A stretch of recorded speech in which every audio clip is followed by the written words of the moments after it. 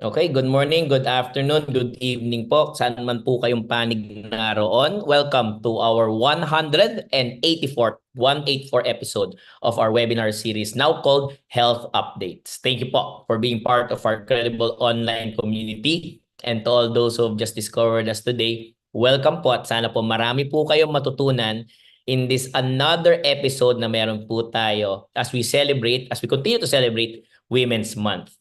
So reproductive and sexual health, they encompass a wide range of topics that profoundly impact individuals sa kanilang buhay po and addressing these concerns. Very important for promoting physical, mental, and social well-being po. For today, we hope to be able to cover a wide range of topics po. No? So understanding puberty and adolescent health, effective contraception, family planning, exploring fertility and assisted reproductive technologies, and lahat-lahat pa po na may patungkol makakasya po sa isang oras for reproductive and sexual health. At ito po ang pag-uusapan natin sa araw na ito. I'm Dr. Raymond Francis Sarmiento, Director of National Telehealth Center, National Institutes of Health, University of the Philippines, Manila. Always a pleasure to be with all of you during our regular Friday. And today, my pleasure and my honor po to host this program together with the Chief of the Division of Trophoblastic Diseases po at the PGH Department of OBGYN, Dr. Agnes Soriano Estrella. Dr. Agnes. Good afternoon, everyone. And it's so nice to be back. Good afternoon, Doc Raymond. And welcome to all our participants here in the live broadcast of the Zoom webinar and to all those watching via the live streaming on the TVUP YouTube channel, as well as on the UP Systems Facebook page, the TVUP Facebook page, and of course, all those watching from the TVUP Signal TV. Okay, so as you have seen in our opening billboard, our program is now called Health Updates. We have now done a little reformatting from our program, but we are maintaining the same high-quality program, but leveling up to take a closer look at existing and emerging health problems in the Philippines and, of course, the rest of the world. So for 2024, we want to get immediately into the heart of the discussion, so our program will be a bit shorter. But before we go to the presentation, Dr. Raymond will introduce our person on the street video. Thank you, Dr. Agnes. For all those who are joining us for the day for the very first time, the person on the street video or POTS is something that we cobble up week in and week out, and thanks to the very hardworking team at TVUP just to gauge po kung ano po yung alam po nila, common folks on the street, on the topic at hand. And for today's webinar, we have asked our interviewees the following questions. Alam nyo bang dumarami ang bilang ng mga kabataang nabubuntis? Sa tingin ba ninyo, dapat bang turuan ng ating kabataan tungkol sa reproductive and sexual health? At ano sa tingin ninyo ang mga maaaring solusyon sa mga problema? Please watch this. Hindi ako masyadong aware na yung sa totoo sa bilang, pero nababalitaan mo nga nag-i-increase ang teenage pregnancy. Yes, madami talaga. Yes. Well, actually, yes, ang dami na nga. So, I heard, narinig sa mga news. Ever since I think I was like elementary, I've always been hearing that teenage pregnancy is like quite prevalent, especially in the Philippines. And one of the things na laging na associate here is like reproductive health or yung RHML. At saka nababasa rin sa internet na, yun nga, lalong dumadami. Kasi even nung kapanahon ko, marami ng cases. So. Yes, pero sa paningin ko dapat may certain age para mas lalo nilang maintindihan kung ano yung tinuturo sa kanila. I believe that this is really important for all of us, just not just the youth. Kasi by teaching reproductive and sexual health, mas mapapalawak pa yung information about certain use of contraceptives, family planning, etc. So these education or informational materials can really benefit a lot of people, and most especially youth, kasi nga tumataas ang kanilang cases. Definitely. I know that the Philippines being a conservative country is quite challenging to start implementing the fact na yung mga kabataan today have to be more aware of, for example,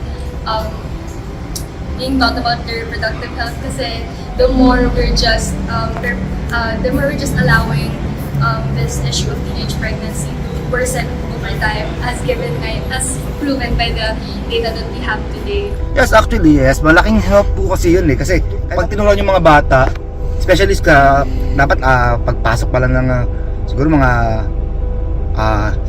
junior high or mas earlier pa kasi para at least kahit papano as they grow or as they learn, malalaman nila yung mga dapat at hindi dapat gawin. Then it is important to have them or to have it included in our education or curriculum para mas ma-inform sila. Hindi lamang yung surface level pero kundi kasama na rin ang mga paggamit again ng contraceptives, ng those kinds of things. So, kailangan lahat ay aware sa ganitong issue upang hindi na mas lumala ang issue na to sa ating bansa. I guess, magsisimula yan syempre sa school. Kung ang school mismo ang nangunguna sa pagturo sa mga kabataan tungkol sa reproductive health, tsaka everything na related sa sex. I guess, dun talaga makikita na may action na ginagawa. So yun, adding it to the curriculum as early as possible, like giving the youth the means or access to that kind of information would allow them to be more aware and to be safe from issues like teenage pregnancy. Pero kung may proper education at saka guidance ng mga magulang, kaya sabi ko, makakaiwas yung mga kabataan sa ganun. Okay, thank you so much, TVUP. Just really an eye-opener po. Mapapansin niyo po, hindi lang po kami nag-interview ng mga kabataan. We also wanted to take advantage po what would be the opinion of those that are a little bit advanced in age and what do they think about the situation. So from what we gather po, mapapansin niyo po, marami po yung nagsasabi na mataas na po yung kaso ng teenage pregnancy. Although they don't specifically know the numbers, something that we really need to get more traction, I guess. Dr. Agnes, ano po tungkol po sa topic na yun? It's a very serious problem in the country. Kaya nga naging parang it was put as an emergency during the time of President Duterte. But I think our speaker will be talking more about it. But the video was very, very interesting. No? Interesting insights from our interviewees, particularly most of them were youth. So they recognized the problem. Thank you, Dr. Agnes. Before we dive into the webinar proper lang po, no, just a little bit of housekeeping. We will want to mention that all of the certificates of attendance, we've already released them, including yung pong ating last week's international roundtable discussion. Those who have received the certificates of attendance are those who have watched at least 50% of the webinar duration. So we hope all of you should have received one. But if not, please feel free to email us at our official UP email po. For our webinar today, we'll be having a standard panel discussion format, and after our speakers have presented, that will be followed by a Q&A session. So without further ado, here is Dr. Agnes to introduce our main speaker. Okay, so it is, of course, an honor for me to introduce our speaker for this afternoon, who happens to be one of my mentors in the Department of Obstetrics and Gynecology in PGH. He is now the founding director of the Institute of Reproductive Health at the National Institutes of Health. But aside from that, he is, of course, the professor of the Department of OB-GYN and the Department of Clinical Epidemiology of the College of Medicine in the University of the Philippines, Manila. Our speaker for this afternoon is Dr. Mario Festin. Thank you, Agnes, and thank you, Raymond. Maraming salamat sa lahat sa pag-attend dito, lalong-lalo na dun sa mga kasamahan kong mga OB-GYN, mga graduate ng UP. The topic for this afternoon hopes to answer this question that was posed by Raymond. Sapat na ba ang luna sa mga problema natin sa reproductive and sexual health? Pero ang isang sagot dyan na hindi yung tunay na sagot, kundi yung isang paraan para malaman yung sagot, kundi yung research to improve reproductive health. Tamang-tama itong topic na to kasi this month is Women's Month. And although the NIH Institute of Reproductive Health has been in existence for a few months already, we really hope that this webinar will make a wider awareness of what we are and what we do. To start with, nung inumpisahan namin tong Institute of Reproductive Health, may tanong, ano ba yung reproductive health? There are many people who did not know what exactly was reproductive health. There were many standard definitions, but I was asked to see if I could laymanize it a little bit. Reproductive health includes the processes related for man and woman for their sexual needs so that they can get pregnant in a timely manner, have a healthy baby growing, no complications, no problems during the pregnancy, delivering safely, and when the delivery, after the delivery, the woman returns to her healthy, non-pregnant state. So, in a very general and broad aspect, yan yung mga laman ng reproductive health. Ang ending niyan dapat ay healthy mother and healthy baby. So, yan yung ating maternal and child health dati, but actually we are now going beyond even just the pregnancy, but even the health of the woman in general. I think everybody is aware itong mga sustainable development goals, there are 17. Usually nire-relate natin ang sexual reproductive health dun sa number 3, dun sa green na may arrow, at saka dun sa 5, yun sa gender equality. Yung well-being, general well-being, yung malusog yung tao, tapos yung gender equality, patay at pantas ang paningin sa mga babae at lalaki. Pero tapos, yan lang naman ang covered ng sexual reproductive health. Pero kung titingnan natin, actually, ang sexual and reproductive health ay involved sa mas maraming SDG. Sa 1, 3, 5, 8, 10, 13, and 16. So, concerned din ang sexual reproductive health sa cancer, cervical cancer, sa violence against women, sa reproductive health services for vulnerable groups, yung improving access to safe abortion care, especially after the complications because of unsafe abortion practices, improving data collection that is very, very difficult for sexual reproductive health, and of course, yung effects ng environment on sexual reproductive health.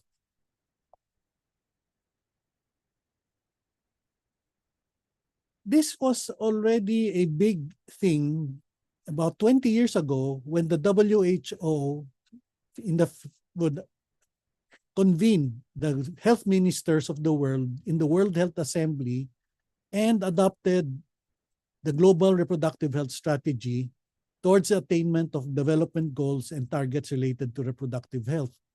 That strategy at that time included pregnancy, childbirth, newborns, family planning, unsafe abortion and its complications, as sexually transmitted infections, including HIV, RTIs, violence against women, and the reproductive health of men, and their role in women's reproductive health. So you see that it's not a very maternal and child health focus, but general health focus. So kasama na rin ng infertility because family planning, if you look at it, encompasses a spectrum from avoiding pregnancy to getting pregnant. There were many barriers noted in the implementation of the strategy. Gender inequity was noted, yung hindi patas, yung makukuhang serbisyo ng mga babae dun sa kung ihahambing sa mga lalaki. The adolescents, as what was mentioned in our man on the street or person on the street interviews, parang ang daming may alam na risky na nga talaga yung pagbubuntis ng maaga. So may risk. Then of course, inequities, dahil mahirap ka at saka mahirap puntahan yung mga health services dahil malayo, hindi tugma dun sa oras ng trabaho mo, etc. We looked at the field health systems information, field health services information system ng DOH for some of the health services. There were about 2 million deliveries in 2020 and about 9.52% were cesarean. Antenatal care dapat should be ideally mataas, but it was at 55.76%. They tested for hemoglobin and only 28% were tested and about 12% were anemic. Alam mo naman natin na kailangan mo ng iron during pregnancy kasi yun yung iron ng babae, pupunta rin sa iron ng baby. Usually, we want to give iron and folic acid so that mabawasan yung anemia. But only half are supplemented. Half of the women receive supplements. Tetanus protects against neonatal tetanus, and it's a very big problem, especially those who are delivering outside of the health system. And the coverage for the 2 doses needed is only at 1/4. And well, about less than 1% of babies died before they delivered. A very important infection during pregnancy is actually syphilis. Pero hindi natin alam gaano kadami ito kasi ang na-screen lang mga 18%. And of those, mga 1.79% lang ang positive. But this still translates to about 7,000 women noted to have syphilis during pregnancy. The other important infection during pregnancy that we have to test for is HIV. Hindi problema ito, pero malaking problema ito dahil pag nagkaroon ka nito, lifelong ang iyong pag-inom ng gamot. At least nababawasan na yung mga kaso na namamatay dahil walang access to health. But 12% lang ang natetest. Yung low birth weight infant, 6.17. This is important kasi kung low birth weight ka, less than 2.5 kilos, ibig sabihin baka malnourished ka during the pregnancy. And yun na nga, yung prenatal care natin is at 55%. Yung postnatal care or follow-up is slightly lower of those who had prenatal care at 57.81%. So maraming hindi postnatal, yung check-up after panganak. Tapos, ito yung topic ng person on the street natin. There are 2,399 pregnancies among 10 to 14-year-old or 0.1%. O nga, pero that's 2,400 pregnancies. If you go to the next age group, 15 to 19, 133,751.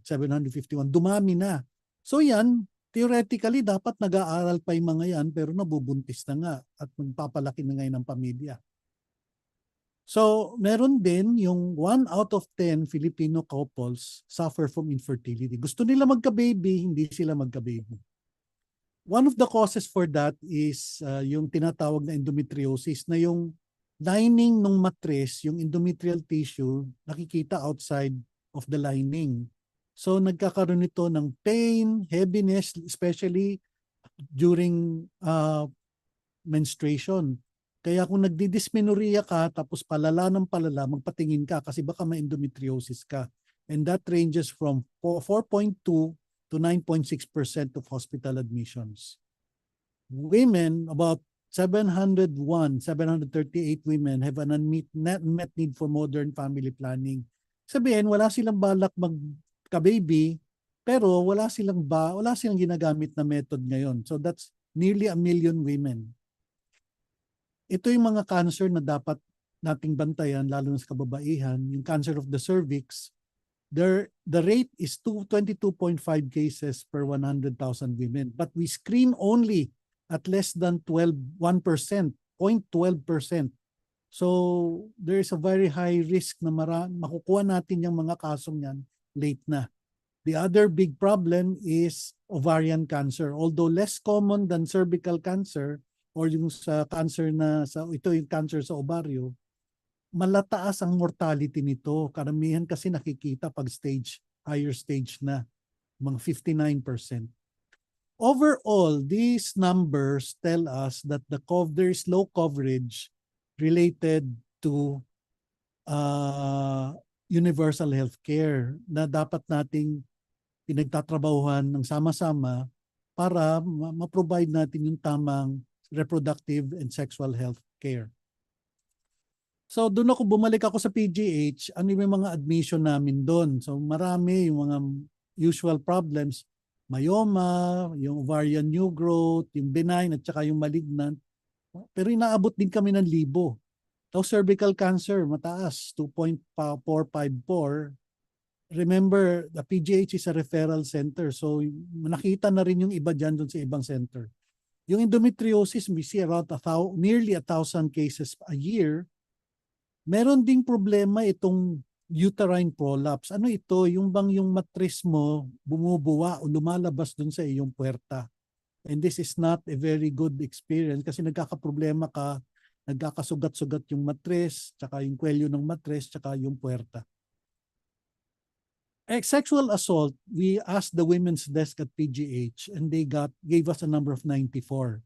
But for all of us, for any of us, a high number for sexual assault can be just 1.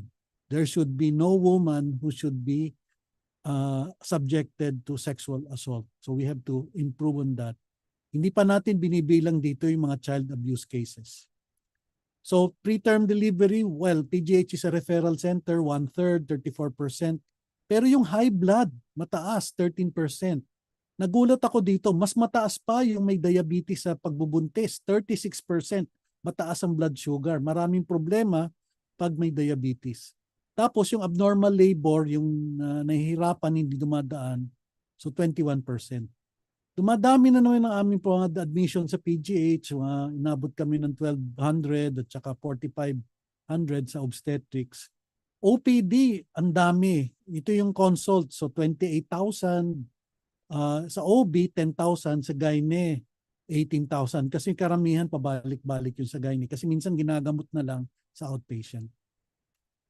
Dahil sa dami ng problemang yan, kailangan natin malaman ano yung mga kailangan pag-aralan, ano yung dapat i-research. So the DOH, the DOST, and the other groups including the NIH formed the Philippine National Health Research System. And they came up with the National Unified Health Research Agenda or NURA. This came out late 2023 and this is the agenda for up to 2028. So yung mga concepts niyan ay inclusive dapat maraming kino-consider kung namimili ng agenda research topics, realistic kung ano yung kaya nating gawin, at saka yung collaborative. Hanggat maaaring may pwedeng tumulong tayo. So, yung NURA, ano ba yung mga napili? Responsive health systems, research to enhance and extend lives, holistic approach. Ito yung hindi lang dapat medical, kundi we have to look at the social determinants of health. Yung mga dapat pag-aaral, yung pagtuturo, yung dapat maganda yung environment. Tapos health resiliency. Alam natin na malakas tayong mga Pilipino pero kailangan din natin mag-adjust. But we also have to be globally competitive in innovation in health. Kung meron tayong bagong produkto, gawin natin, pakita natin, isama natin. Tapos, yung research, dapat malaman natin yung equity, yung dapat patas ang mga pangangailangan ng babae, ng lalaki, ng bata at matanda. So, sa NURA, they identified yung 2023-2028 kasama na as priority topics. Yan, yung naka-red, yan yung sexual reproductive health, mental health, sinama ko as sexual reproductive health kasi marami rin ang mga women and those who gave birth na medyo may mga problema after delivery. Then of course, maternal, newborn, and child health. But they also look at the health of vulnerable populations. It includes adolescents, and we are also concerned with the health of the elderly woman and the elderly couples. Then, since we are talking about universal healthcare, everybody has to be serviced. Dapat yung mga systems providing those services should be strengthened. Yung aming OBGYN Society, Philippine OBGYN Society, looked at the PURA or the POGS Unified Research Agenda as a pattern after NURA. So measures to improve OBGYN health delivery, to improve management of common clinical OBGYN conditions, measures to improve reproductive health, preventive OBGYN, and public health issues in OBGYN, and special OBGYN concerns. At that time, among the special OBGYN concerns was the COVID thing. Pero ngayon, this includes many other things.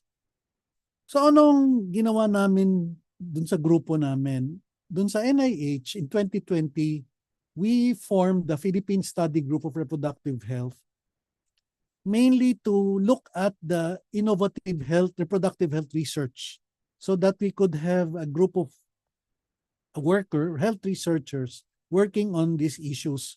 And to improve, our goals are to have some targets by 2028. The faculty of the study group will address health problems through innovative and evidence-based research, training programs, policies. So since then, we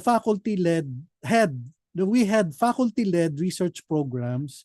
We were convening policy and programmatic meetings, and we increased awareness about sexual reproductive health issues.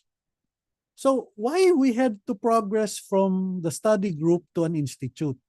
Well, we already said UN Sustainable Development Goals includes RH.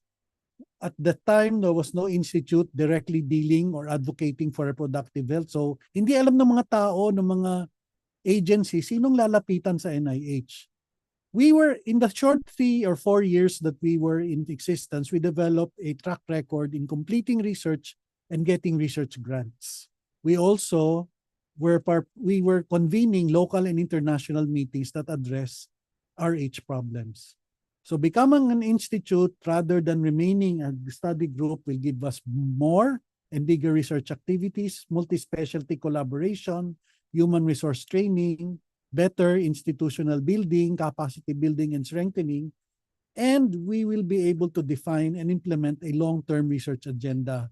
Kasi kung study group, parang very dependent ka for a very limited resources.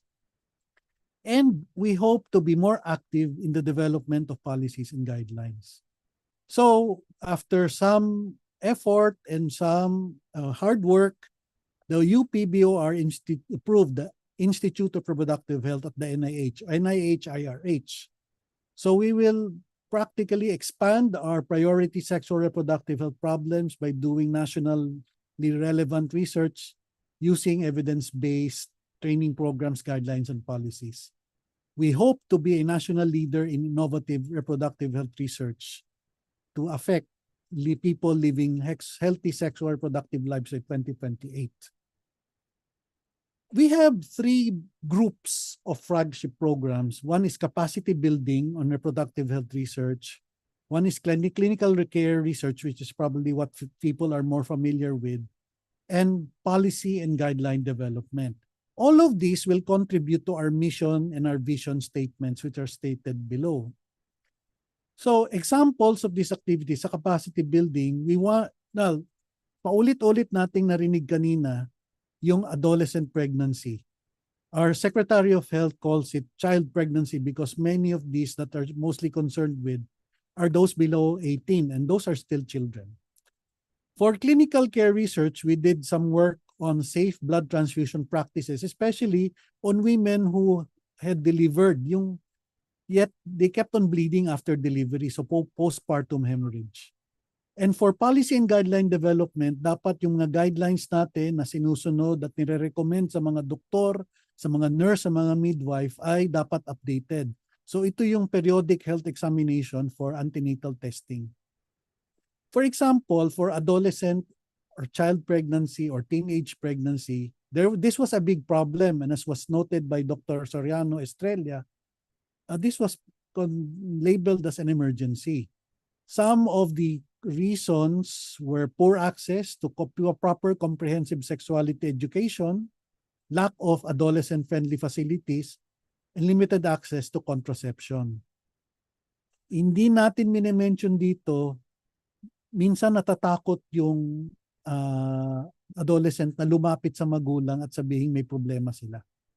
We're making a proposal that for a research project that IRH will determine rates and patterns of adolescent pregnancy, rates of health and social complications associated with it, what are the perceptions of clients and health providers on adolescent health services, and determining social determinants of health and development of tools. Hopefully, we will be able to make interventions. This meeting, this group picture included Dr. Melgar and I, and we convened a discussion that was asked by the WHO to talk about this teenage pregnancy matters in the Philippines. Dr. Melgar and I worked on a policy review and revision based on the WHO framework on contraception and human rights. We analyzed Philippine laws, and we used the manual in gray, and we came out with a paper on the assessment of country policies affecting reproductive health for adolescents. The findings were that many Philippine government norms and standards are generally in agreement with the human rights for contraception. However, still, a significant number are restrictive, reflecting the strong influence of conservative religious beliefs. We recommend further elaboration of the laws. This means a constant review, and that to make them fully in agreement as much as possible. A more liberal interpretation of the law to ensure the provision, delivery, and access to services, and to protect and fulfill women's reproductive health and rights, and the popularization of ethical and human rights norms. What else do we have to look for in terms of problems? Antenatal care.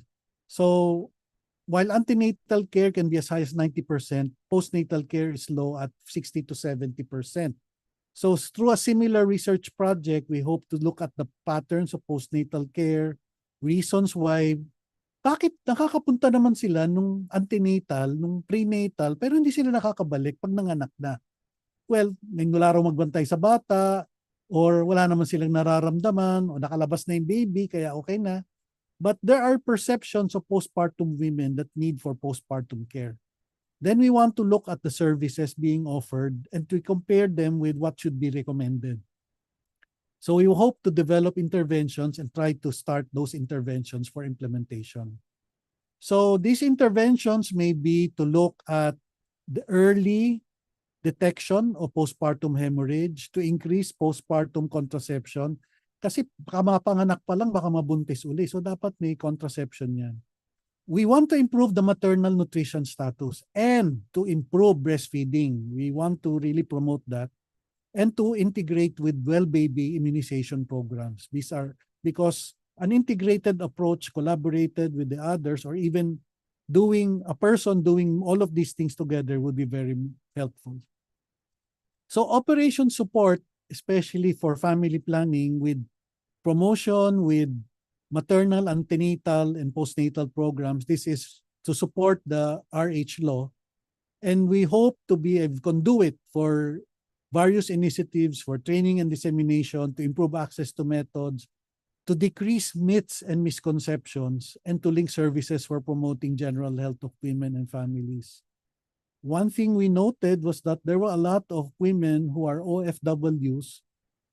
Aalis sila kasi tapos pinapatanggal nila yung implant nila. Kasi daw, bakit pinapatanggal? Aalis naman daw sila tsaka hindi nila kasama yung asawa. Pero they need to be protected for any possibility while they are abroad. So strategic actions would be 2, planning and implementation towards universal access and inclusion of comprehensive SRH services in health benefits. So these actions should be transparent, inclusive, evidence-based, equity, rights and gender, and for advocacy for prioritization. And we want to have a framing of the SRH services to be strategic. We mentioned the review of the periodic health examination. So this came from Dr. J.J. Hermar. So these were prioritized, and we are working on these to improve maternal fetal outcomes with the screening for all of these conditions that are being part of antenatal care. And this is under the guidance of the DOH Committee on Practice Guidelines. So most likely, these have followed the rigid requirements. In closing, we have a lot of problems. We have identified a lot of priorities that should be addressed. And we have thought of possible solutions to look at so that we can probably implement them. So that the creation of the NIH-IRH symbolizes our commitment to provide research, training, and services that addresses the complete physical, mental, social well-being related to the reproductive system. And we want to encompass all aspects of reproductive processes, functions, and systems at all stages of life. So kasama rin namin ang mga young people at old people. I wish to thank all these people in the preparation of my report and in the papers in the approval of the IRH. So my closing message is welcome to the NIH-RRH, and we hope to work with you soon and to serve you sooner. Thank you. Wow, okay. Thank you so much, Dr. Mario. Really an eye-opener, and thank you for sharing the stats that we have, especially sa PGH po, no? Pero also marrying it and comparing it dun sa may FHSIS natin from the Department of Health. Dr. Agnes, what did you think about it? Syempre, dapat very good. Very good presentation, sir. No, but it's really an eye-opener. And if you see the stats, parang napaka-dismal ng ating situation now with regards prenatal care, antenatal care. Teenage pregnancy is still a very big problem, even if solutions should have been made way before with the RH law.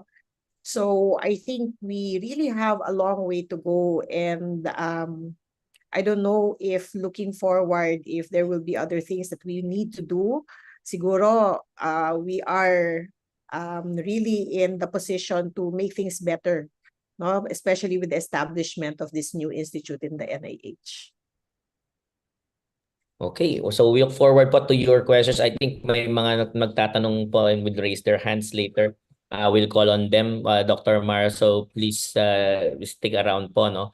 We'll go right ahead with our reactor for today. But before that, we'd like to ask everyone if we could type in your questions in the Zoom Q&A. Nandito po siya, or in the comment section if you're watching outside of the Zoom. Comment section po ng Facebook pages po natin, UP System, TVUP, or kung nanonood po kayo sa TVUP YouTube channel, maraming salamat po. Our reactor for today is none other than the Executive Director of the Likhaan Center for Women's Health. Please welcome Dr. Junis Melgar.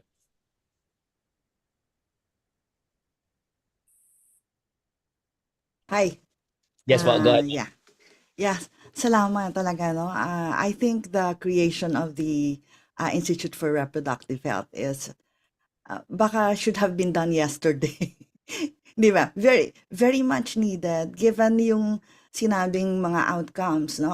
And those outcomes preceded even the coming out of reproductive health in 2005, 2008, no? So parang even yung maternal mortality natin, ang sinasabi dyan ay talagang problematic, no? So even we're not up to par with reducing maternal mortality rates by the recommended 5% annually. Ours is about mga 3%, kung umaabot man ng 3, never 5%. And then when you look at family planning, na matagal ng programa natin sa Philippines, ang ating demand satisfied by modern methods is 59%, no? So parang mataas siya compared to 51% 10 years ago. But this is the rates of sub-Saharan Africa, no? At pino-point out nga ni dating Yusek Verheer na parang outlier tayo in the sense na we are a developing country, no? But our health stats, especially our reproductive health stats, are really parang not compatible with our development state. So I think it's very important that NIH will help actually understand the misteryo, kasi ang daming mystery eh. Bakit may namamatay pa? Bakit ang baba ng family planning rates natin? Although baka yung misteryo na yon, baka madaling sagutin yan ng mga focus ngayon ng ng research, no? For example, of Dr. Mario Festing was saying, understanding the social determinants of sexual and reproductive health, understanding not just economic inequity, alam natin malaki yan, pero yung cultural, no? And how do you balance cultural sensitivity but also evidence-based, no? Kasi minsan nagka-clash yung evidence sa culture natin sa Pilipinas. So, kailangan mo ng medyo matatag talaga na isang institute that can bring out ano ba talaga yung evidence nito and let health governance, the DOH and all the other players of governance come in and play their part in addressing, di ba, the obstacles, for example, cultural obstacles due to social inequities, no, in the health system. So ang comment ko basically yung kailangan talaga natin, and I'm very happy that Dr. Mario identified yung mga flagship programs, no, and I'm very happy that adolescent, but I'm also happy that the NUHRA, the NURA itself identified sexual reproductive health as a pillar problem, no? And also that adolescent reproductive health should be forever like a focus. Ang ano diyan, ang mga, for me, ang implications natin ay talagang mukhang kailangan nating ayusin yung primary healthcare system natin. Because a lot of the basic care happens there. And I think we have been flagging, or even the National Objectives of Health has been flagging that our health system is really fragmented and erratic yung kanyang mga, di ba, yung kanyang, and this is manifested also in the FSHIS, no? The field service data na iba-iba. Alam natin kung sino ang nag-gather ng data, hindi natin alam kung minsan kung gaano ka robust yung data na yan. But it's the only parameter that we have. So I think even yung ganyan pag-aayos ng primary healthcare, including data gathering, including a focus, Dr. Mario, not just on OBGYNs, no? Kasi talagang in the communities, it's the mid-levels that are there. The midwives, the nurses that really also lack information and education on sexual reproductive health. And then finally, for primary healthcare, I think very important din yung pinopoint out in your slide, Dr. Mario, that you will be inclusive. So kailangan ng inclusivity, kailangan ng stress on gender and human rights. And I think this is where community organizations like the KAAN can bring out like what are the perspectives ba at the community level of women? What are the gender dynamics operational at the community level? Kasi actually lumalabas kahit sa World Bank studies na ang women natin would prefer not to work, that they would prefer to care for the family. That's their first. So kaya hindi rin sila nagtatrabaho eh. So even our development aspects, ang sinasabi, mababa yung labor force participation because a lot of women would prefer to bear children. And I think we need to address that. And ano ba yan? Is it a force of situation ba yan? O gusto ba talaga nila yan? Or baka kailangan nila ng development options, diba? Empowerment options. So I think this institute is very welcome. And I just think baka dapat may emphasis talaga din siya on primary health, the problems at that level, and then inclusivity. No, I think the institution can also benefit a lot from an inclusive governance, so that the perspectives of people that are most affected by the programs can be brought very closer into the policies. So yun lang yung aking maikling reaction. Thank you very much, Dr. Mario Festin. All right, thank you so much, Dr.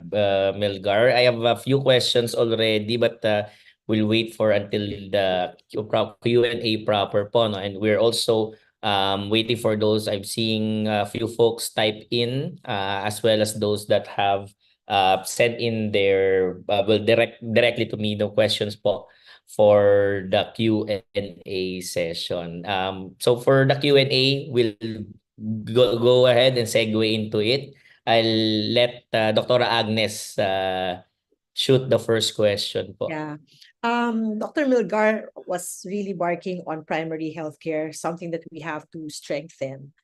And we all know that the UHC is coming up. In fact, the Dr. Herbosa, our DOH secretary, would want to really push for the full implementation of the UHC by 2025. That's actually next year. So what do you think will be the impact of the UHC on the delivery of healthcare to our women, if this is really truly implemented?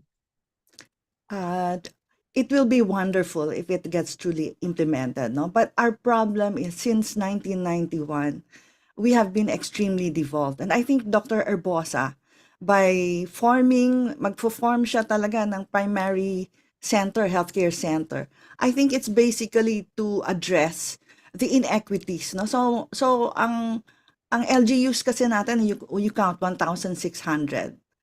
And not all of them are poor, but even some of those that are rich are not really responsive, no? And the OH apparently cannot regulate them because they think they're autonomous.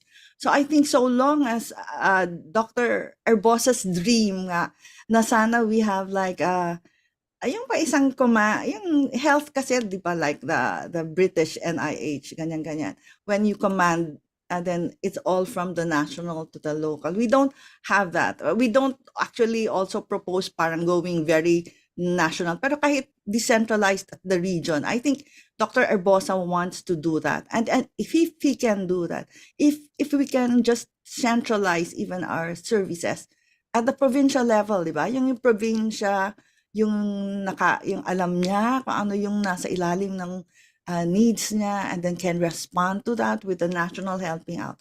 I think he will be able to do this very ambitious plan of reuniting, di ba? Or reuniting or reintegrating a very fragmented system. So I wish him a lot of good luck, but he needs all our help, actually.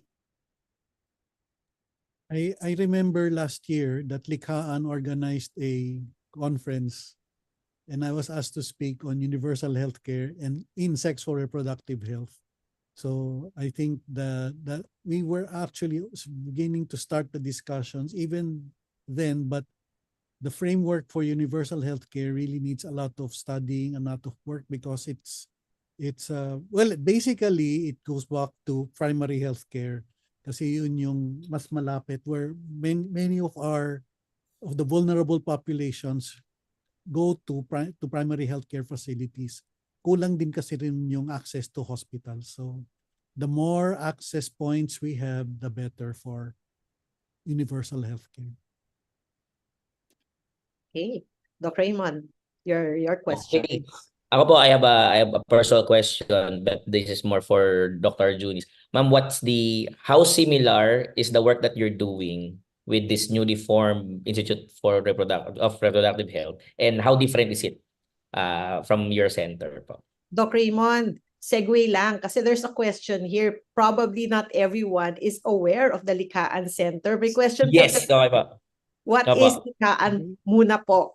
And what do you actually promote do? muna, Promote muna po. What do you actually do? Likhaan Center is a 30-year-old kami next year. 30 years old. So it's 29 years old now. And it's a women's health. So it's very women-centered. It works in very poor communities, no? Urban poor, slum areas, yung typhoon-devastated na areas in Eastern Samar.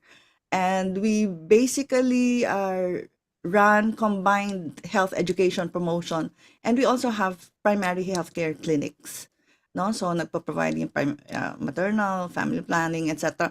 And gender-based. So yung mga parang walang masyadong services, and we provide, for example, adolescents. We're very liberal with adolescents. So hindi kami naghihingi talaga ng parental consent unless talagang unless yung magsasabi yung bata na talagang kailangan ko because my parent might crucify me if I don't ask them, no?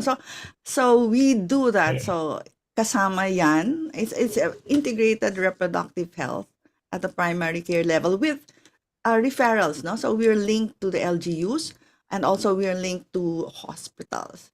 So there is my promotion. So yung mga gender, for example, responding to gender violence or gender coercion. Coercion kasi mas common yan sa communities. Napipilitan, no? Especially for adolescents. Yung show me your love by having sex with me, di ba? That's really coercion, di ba? So maraming ganyang very maliit na dynamic sa gender. Inaayos na yan ng mga community organizers namin.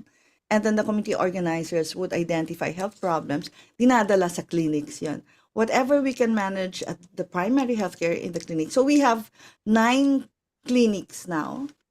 And yes, we have like 74 staff. And yeah, we hope to celebrate our 40th year with this kind of primary health, reproductive health, no, women-centered approach in different parts of the country, no? So merong urban, merong rural, so we can compare the performances, but we really want to address the social determinants of health.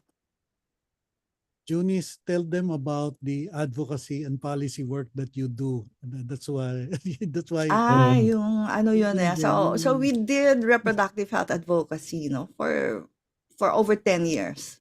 So inaani natin yan, but we know that it's still low and slow, I think because of the social determinants.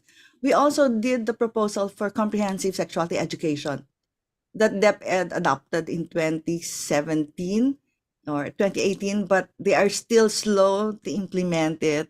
And I think we know why, di ba? Parang you can guess, Dr. Mario, I hope you establish the evidence, but we can guess that there are social determinants that really are resistant, no? Resistant to reproductive health. And we need to find a solution to that problem.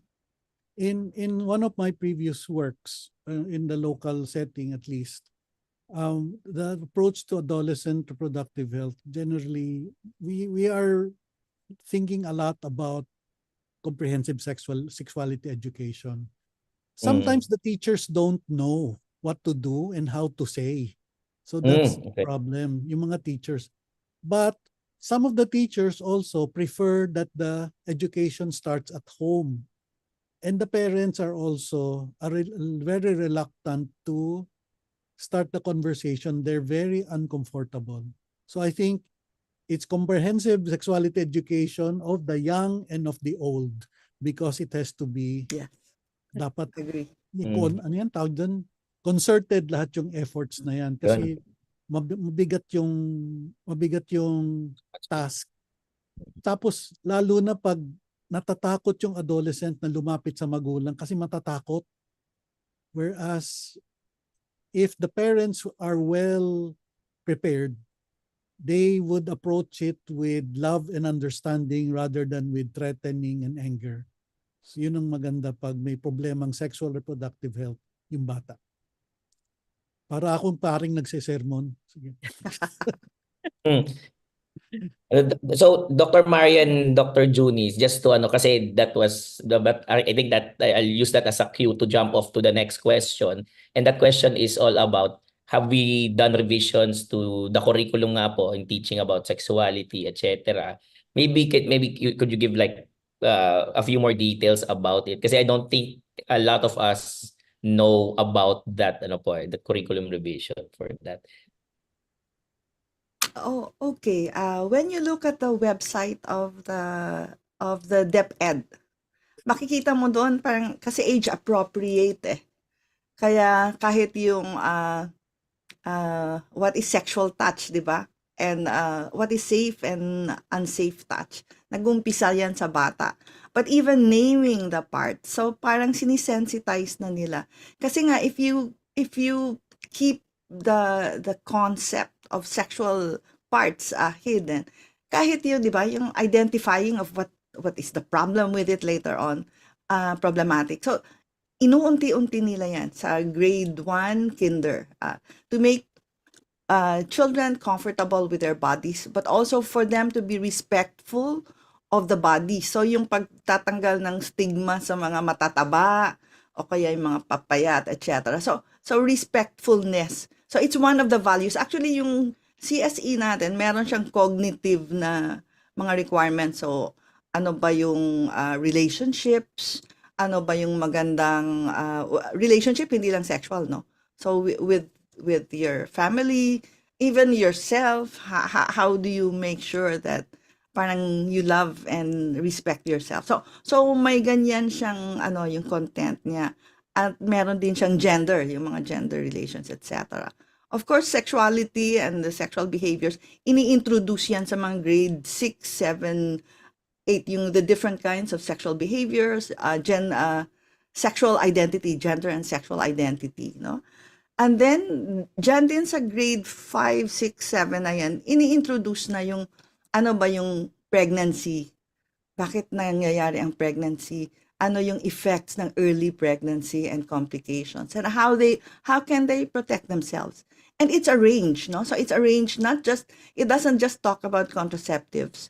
It talks also about abstinence. Kasi talagang pagka grade 5 ka, grade 4, di ba? So no touch nga, and then why abstinence? Having an ambition. So tinuturo din yan sa values. Na kailangan nga enabled sila na mag-dream ng beyond. Kasi yung iba napapangasawa dahil wala nang ibang option, di ba, sa family. It's the only way that they can avoid poverty for the many children of the family. So it's UNESCO eh. So UNESCO din siya. It has been tested in many countries. And it's tingin ko, the fact na hindi lang siya contraceptive based, na meron siyang abstinence, and it leaves very much, di ba, yung kung mahusay ang teacher mo, at baka dito tayo magkakaproblema nga eh, how well would the teachers be? Kasi nagdi-demand din ito na comfortable ka sa body mo, may respect ka sa mga sexual behaviors na may be different from yours, and you have this proficiency to talk or to teach decision making. Hindi kasi natin usually hindi natin role play ito, no? So it's a very different way of teaching actually sexuality and reproductive health. Those are all actually in the Department of Education na hindi lang mabilis ang implementation, hindi namin masyadong maintindihan, and that's why UNFPA has come up with, while we are waiting for the DepEd to actually, kasi national din sila, di ba? So it's from top down. But that there should also be NGOs like ourselves. So nag-form sila ng isang consortium that can teach sexuality education outside of school. So may parallel effort siya. So I think those are initial, and maybe hopefully UV can join us in this endeavor nga, based on research, no, Dr. Festin? Yes, it will definitely be that. And it's also very important because one of the vaccination programs for adolescents is for HPV. Yes. That should be before sexual initiation. 9 to 13 ang, di ba? Yeah. Again, so dapat piniprepare na yun. Kasi dati, nagtatanong yung bakit babakunahan yung anak ko hindi naman yan sexually active. Yun nga binibigay bago maging sexually active. Yes. Mga HPV vaccine. Anyway, we will be working together on that. And sa totoo lang, minsan mas marami pang alam yung estudyante dun sa ibang teacher. But we hope that they learn as fast as they can. All right. Thank you so much, Dr. Mario and Dr. Jules. We've run out of time po, no? But very, very important, especially the salient points po towards the end of our Q&A. So at this point, we'd like to launch our evaluation poll. If we could have that on the screen, TVUP. I'll read the 5 questions, and we encourage everyone who's on the Zoom to answer these 5 statements po, no? If you agree or disagree. Panelists demonstrated thorough knowledge of the topic. Panelists were well prepared and organized. Panelists spoke clearly and audibly. Number 4, the panelists use appropriate language, technical medical jargons adequately explained.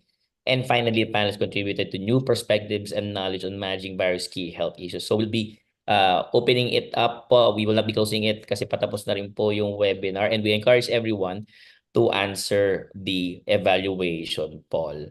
For next week po, we are still cobbling up that. I think that's probably our last webinar for the month of ito po for Women's Month po, no? Kasi the Friday after that will be ang patak po niya is Holy Week na po, no? So something will be taking a break during that week. But for today, before we conclude our program, all health updates webinars are archived po for viewing at the TVUP YouTube channel. So you just type in www.youtube.com/TVUPPH.